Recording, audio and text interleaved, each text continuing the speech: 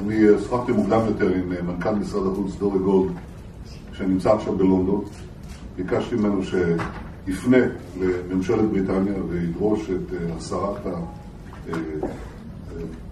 הכותרות והחלונים השונים, הכתובות נגד מדינת ישראל שהופיעו ברכבת התחתית בלונדון.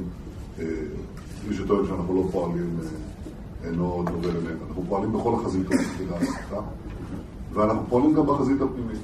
ואכן אנחנו מקדמים את החוק של ההשעיה לפי סעיף 7א, לא בגין התנהגות בלתי הולמת, אלא לפי סעיף שמוכר בחוק.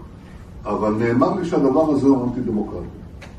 ביקשתי לבדוק מה עושות הדמוקרטיות הגדולות בתחום של השעיית חברי פרלמנטים, אלה שנבחרים בדרכים כאלה ואחרות. ארצות הברית, הדבר הזה מעוגן בחוקה, ובקונגרס ניתן להדיח חבר מכהן בגין התנהגות לא הולמת ברוב של 2/3.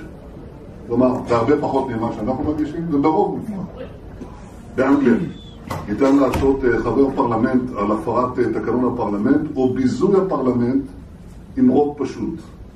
בנוסף, ניתן להדיח חבר הבית התחתון לצמיתות וללא זכות ערעור עם רוב רגיל. רוב חברי הבית סבורים שהוא אינו כשיר לתפקיד.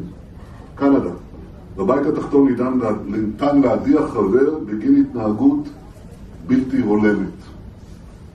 מעניין שתהליכים וסמכויות שיש בדמוקרטיות אחרות מתוארים כאנטי-דמוקרטיים שמאמצים אותם בישראל. אנחנו לא נראה מזה, אנחנו נעביר את הדבר הזה שהוא אלמנטרי, שחברי כנסת עומדים דום לזכר רוצחי ילדים.